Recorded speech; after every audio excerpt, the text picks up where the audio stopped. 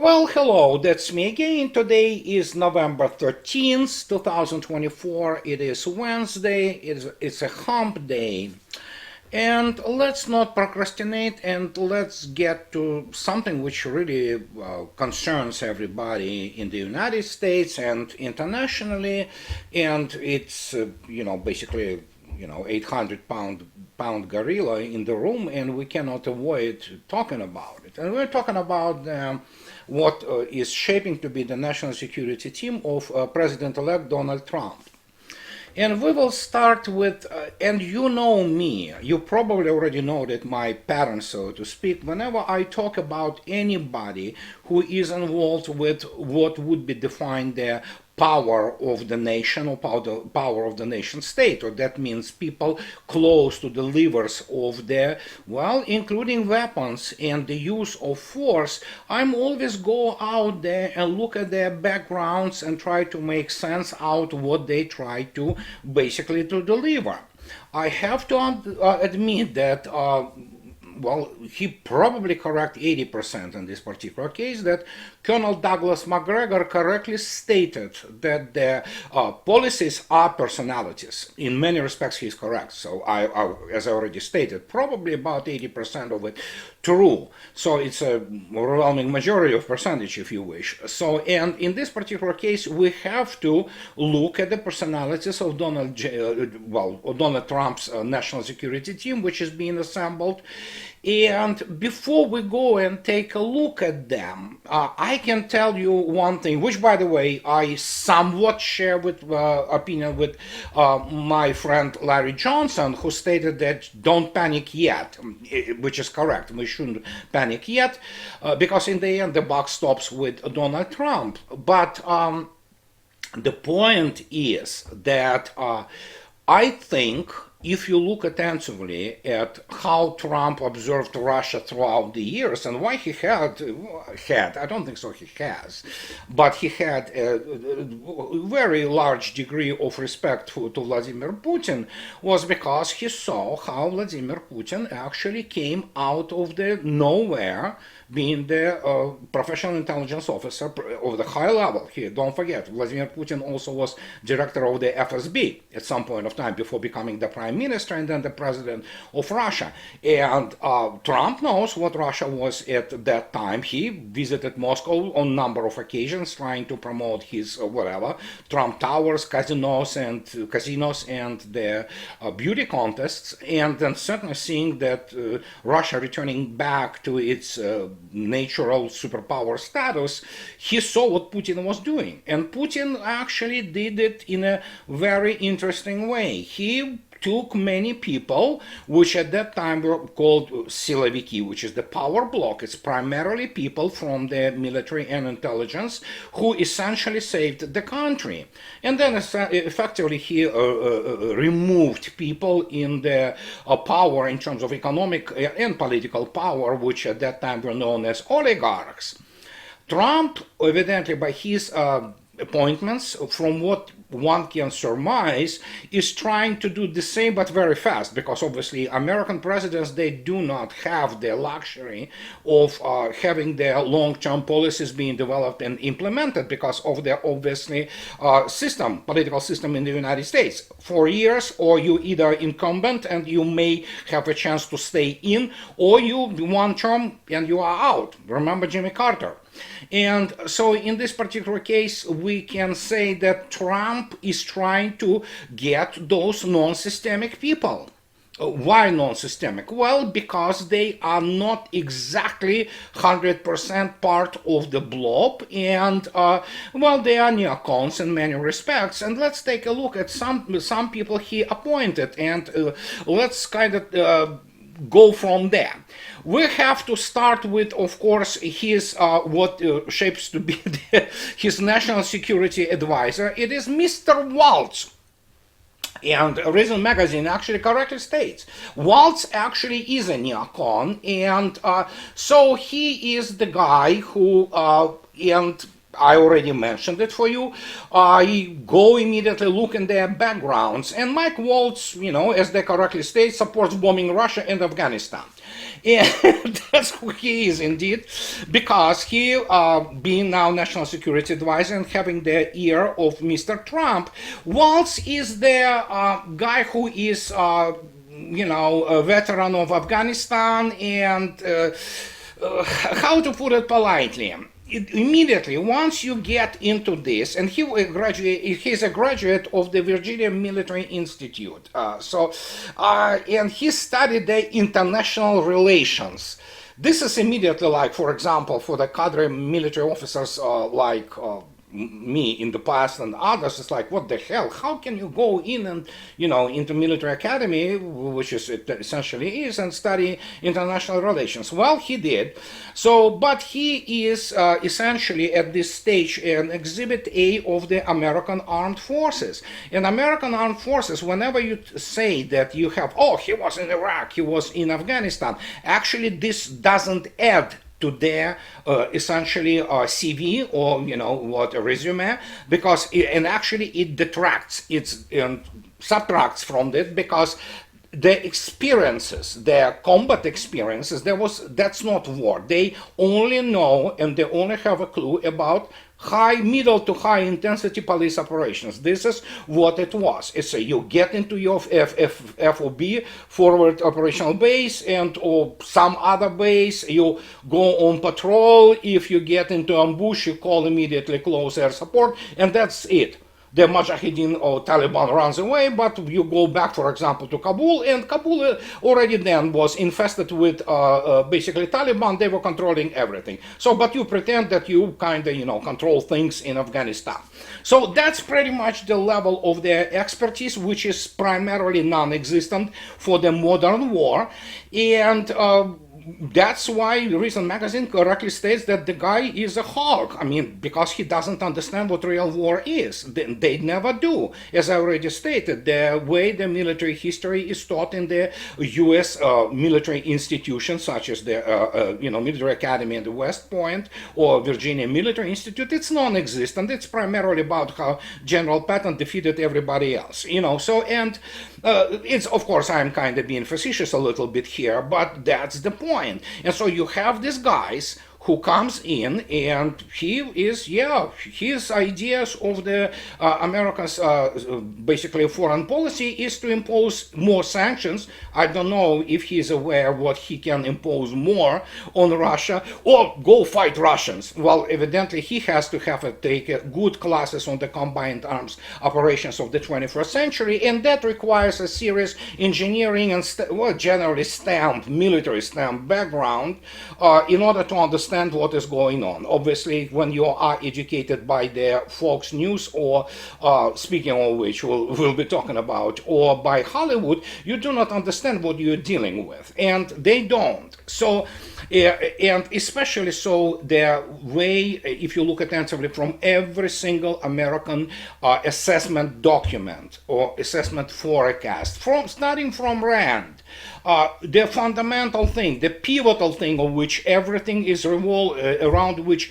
everything is revolving in their forecast and assessments are monetary issues, their budgets, the things like that, which of course, if you do not understand how they convert or how they translate into real military capabilities, which nobody in the Pentagon knows, including the most super duper pooper people who run the whole system, then you get those strategic miscalculations which bring about the downfall of the United States and the combined West, as it's happening right now, not only in Ukraine, but elsewhere. And so we can go and take a look now at the Secretary of Defense. And Secretary of Defense, which is altogether very interesting, he is the Pete Hegseth, I think so I pronounced him correctly, and US President-elect Donald Trump has named Fox News host and former National Guardsman Pete Hegseth as his nominee for the next Secretary of Defense. And here it is. I'm honored to announce that I have nominated Pete Hegseth to serve in my cabinet, and Hegseth served as an infantry officer in Afghanistan. Immediately, as already stated, Afghanistan, Iraq, it's not adding anything. And Guantanamo Bay, I have no idea what's so important about serving in Guantanamo Bay, but according to his website, he studied politics at Princeton University and Harvard University's John Kennedy School of Government. This is immediately a no-no. And the fact that you have been there in Afghanistan, you commanded probably some, company, probably a company level junior officer. I was, if you convert me from the naval to, infantry types of company level junior officer, but it doesn't give you the proper insight to run the Pentagon. Unless, of course, you want to break it, which we have to assume at this stage, and presume, if you wish, that, yeah, probably Trump essentially appointed him to break up Pentagon and those, well, corrupt practices, which brought about, what we see, the downfall of the United States Armed Forces. Not that it was happening for the last several decades, actually. And obviously we know Trump is all gung-ho about this America first, and let's make the strongest army in the world. United States Army never was strongest army in the world. But hey, whatever. So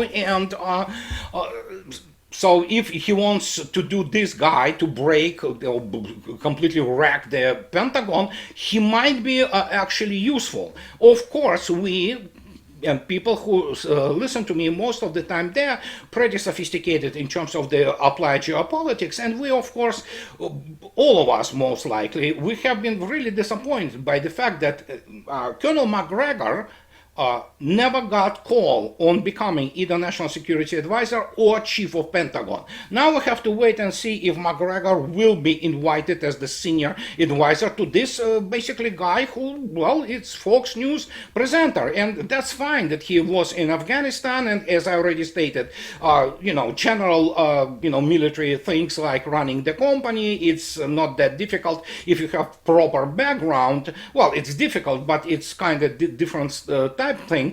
And as I already stated, militarily, neither Iraq nor Afghanistan represent any kind of the relevant experience for the 21st century, and especially dealing with such countries as Russia and China, which we now know, actually kind of relies on Russia very much for own security, and it will continue to do so. And if you want to hear about this, you can go and listen to Garland Nixon, Scott Ritter, and my conversation yesterday at Garland's excellent channel, and you will understand a little bit what is this all about. So, now we have to keep in mind when talking about this guy that he has a degree in politics. I went out, as you might understand, and I went to the Princeton website and looked what the courses on politics are. This is to understand, to explain to you why, for example, I am not being facetious. I mean it, that there is a gigantic difference between officer corps in United States Armed Forces and, for example, Russia.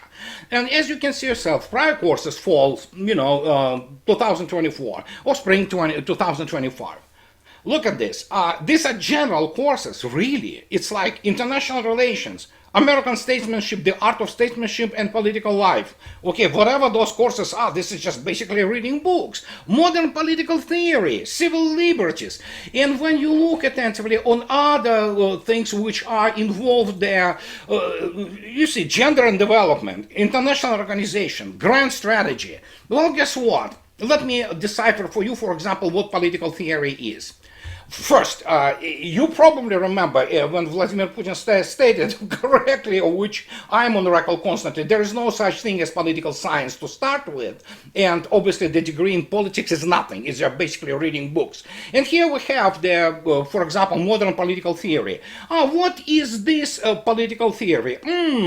Hobbes, Leviathan, Locke, Letter Concerning Toleration, Second Treatise on Government, Tocqueville, Democracy in America, Mill on Liberty Consideration on Representative Government, Marx, Selected Writing, and as you can see yourself, it's basically pop science. This is what it is. And when you have such background, it's very difficult to orient yourself, obviously, as I ad nauseam repeat this to the point of, yeah, people just ready to vomit, that it's difficult to understand realities of the modern geopolitics, which is, of course, based on the balance of power.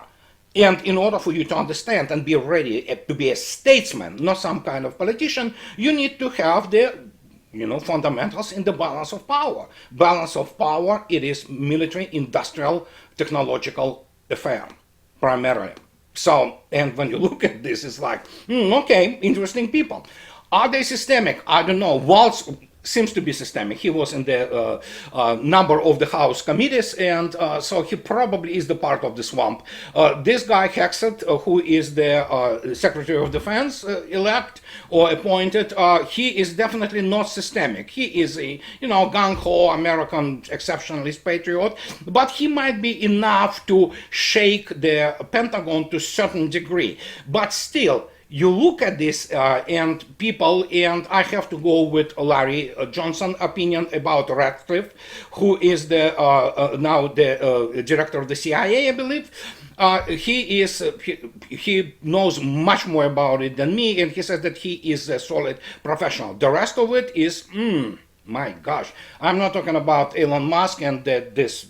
I cannot even pronounce the guy. I could never remember his name. You know who I'm talking about. The Department of the Efficiency of the departments which are supervised departments.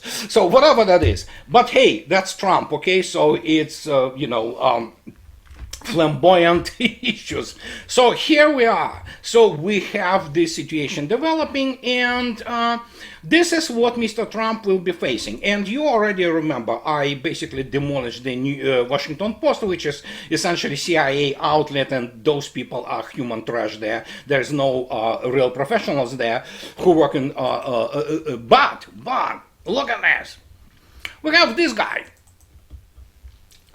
This is the Times. This is the publication, obviously, from London, which there are a bunch of the inbred imbeciles who work in the political elites in United Kingdom. And what we have here, they now, some Maxim Tucker, I don't know who he is, from Kiev. Zelensky nuclear option, Ukraine months away from bomb. Kyiv could rapidly develop rudimentary weapons similar to that dropped on Nagasaki in 1945 to stop Russia if the US cuts military aid. Ukraine could develop this rudimentary thing. This is just some kind of the think tank, and of course it's not a Ukrainian think tank who comes up with this garbage. It is primarily MI6 and probably some CIA rogues, and they do it because they are afraid that Trump indeed will cut their aid to Zelensky. I don't think so. If Trump even will cut it. Literally, United States has nothing to give to anymore to Zelensky, and so as you can see yourself, so they say that, oh yeah, there could be the nuclear bomb, and it's going to be crude, but what they're trying to do is to elicit Russia's some kind of nuclear response. So Russians are looking at this and laughing, because obviously, as you have to understand, Maxim Tucker and people and MI6, except for and CIA, except for those who really deal with this issue of the nuclear proliferation and security, they don't understand what it is to create even the simplest crude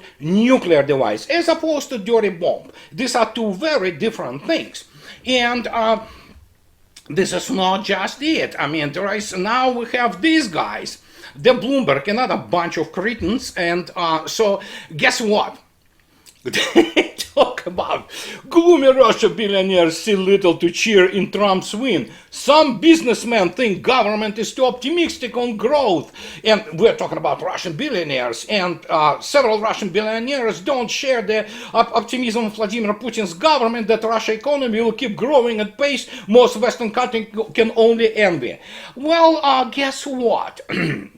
As was expected, if you go and read this further, identities of those billionaires have been withheld, of course, because they wanted to talk on the anonymity basis. Well, I have news also for these imbeciles from Bloomberg that actually most Russian industries and most Russian strategic economy is not privately owned anymore. So when they write about these billionaires who are actually the main guys on whose shoulders, what Ayn Rand, just atlases keeping the Russian economy going, I have a bridge to sell to those imbeciles. But as you can see yourself, it is pretty coordinated between, among those Western media losers who primarily, they're not really media. They are outlets for all kinds of this intelligence services and corporate interests, and they all continue to provide us with the stream of their excrement,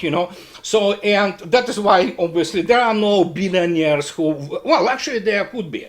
You know what, there could be. But the point is that would be some bunch of losers who are not allowed anywhere near to Russian political power. And of course, they are probably owners of some kind of, retail chain. Sure, you could be billionaire and be a retail chain guy, but you probably wouldn't understand the issues related to the, as I already stated many times, applied geopolitics.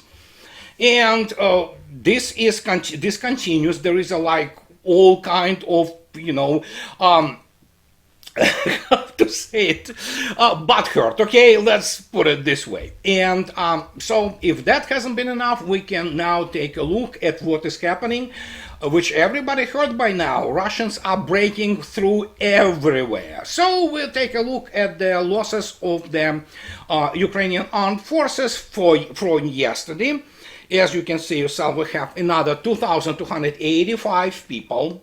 And as you see in the beginning of the video, the annihilation of the armor is non-stop. And I don't think so that Trump appointing some new envoy to try to settle the issue, it's all garbage, of course. Russians don't care about whatever Trump says. I mean, and this has been stated very clearly. And again, if anybody forgot, last week, Mr. Ryabkov, first deputy foreign minister, in basically mocking manner stated, if Mr. Trump has any ideas about how to settle this conflict, why doesn't he submit the proposition and we will decide if we have to respond to it. So that's all about PR. That's all about, this, smoke and mirrors. But okay, yeah, let him appoint this, whatever the guy will be. Yeah.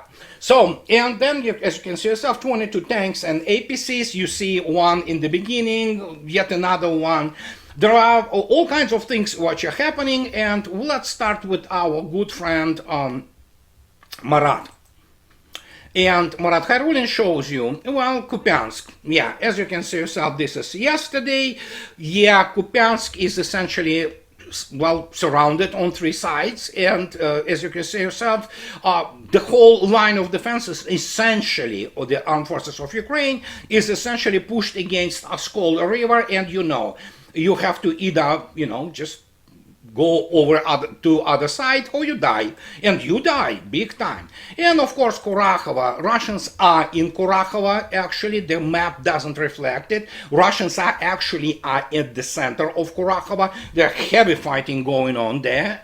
But as you can see yourself, everywhere, you can see those little red arrows. And if that hasn't been enough, we have now Zaporozhye front actually coming alive, and we have a significant movement there. And now when you look at actually, for example, at Kurakhovo area, you see yourself that Kurakhovo not only going to be surrounded, but we do have a very large cauldron forming there, and no matter what they do, I mean, they either have to run, and it's not a retreat, it's going to be running, believe me, or they will all die or will be taken prisoners. And so that's the situation. And if that hasn't been enough, here is the other thing. There is the International Air Show in Zhuhai, China. And there is some sensational thing which came through, and this is Mr. Ivanov He is the chief of the Rosoboronexport, which is the main export organization which deals with the export of the Russian weapons. And look at this. Mr. Ivanov today states very clearly that Russia concluded the first contract for the delivery of the Su-57. He doesn't disclose what a nation that will be. I don't know, but the first contract has been concluded, has been signed. Who it will be, I don't know. But we also have the other thing, Mr. Shoigu, who is personal assistant of Mr. Putin, who is a big shot in the Security Council. He meets with none other than Mr. Van Yi, member of the Politburo and the guy who actually runs the foreign policy in China. And you know what? I probably have to go out on a limb here and say that maybe China will be getting Su-57, evidently even prototype, piloted by Mr. Bogdan, a very famous pilot, created a whole sensation. People were just absolutely mesmerized by what this machine can do in the air. And of course, Russians demonstrated some of the weapons, and including the engine, fifth generation engine for the Su-57s, which are already being equipped by it.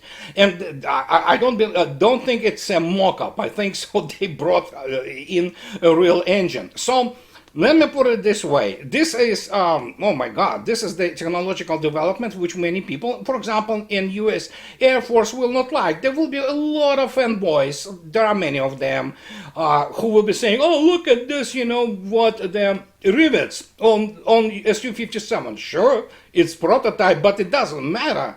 It proved itself in combat more than worthy of any opponent. Actually, the performance of Su-57, both in Syria and the special military operation, is outstanding. And, well, many people know. Mr. Erdogan wants to get a Su-57 export version, of course. It will be somewhat reduced, especially in terms of avionics, but it still will remain one of the most, if not the most advanced fighter in the world. And so it is fully net-centric. It can communicate with anything on the ground, in the air, in the space, and what have you. And it's obviously the weapon suit is just absolutely amazing, including all kinds of the newest smart weaponry, which have been tested in the special military operation. And I'm pretty sure there will be many buyers, not to speak of that Russians usually do not sell things to you like the United States does, that you cannot even fly F-35 if the United States doesn't allow you to do so. So there you go. And that's the difference. And probably Su-57 export version will be at least cheaper, less expensive than this flying, who knows what it is, I mean, F-35 thingy, you know. So, and this is what we have for today. And what I want to say again in conclusion, going back to Mr. Trump's appointments, let's not despair yet. But I think so he tries to emulate, you know, he understands he has to break something, to wreck some system there. The problem is, as I already stated, and especially considering the backgrounds of those guys, international relations and all things like that, you cannot be a national security advisor if you really do advise. Apart from being bureaucrat who runs essentially some kind of the gathering on information, you need to have a serious military background which is related to the modern weaponry and understanding of its deployment and its production. Both for Pentagon, even to wreck Pentagon as it exists. I don't think so he will be able to do it. But if you still have to have a serious military industrial, military engineering background. And by engineering, I'm talking about the ability to understand how weapons are conceived, how they are developed, and how they are deployed. None of those guys have it. I mean, they have the humanities degrees, essentially through the, you know, degree mill in Princeton, Harvard, and things like that. Humanities things. So yeah, I don't think so if you read too much, you know, I read Sun Tzu and Clausewitz. Yeah, it's yeah, but you know what? Sometimes it's time to retire very many things which are not applicable anymore. And so, in this particular case, what can I say? Let's not despair. Let's wait and see. And this is what I wanted to tell you today, guys. And as always, in conclusion, those who like what I do, please subscribe to my channel. And those who can afford, please support me on the Patreon or buy me a coffee on too. And what can I say? Have the nice rest of the week, and I'll talk to you later, guys. Bye-bye.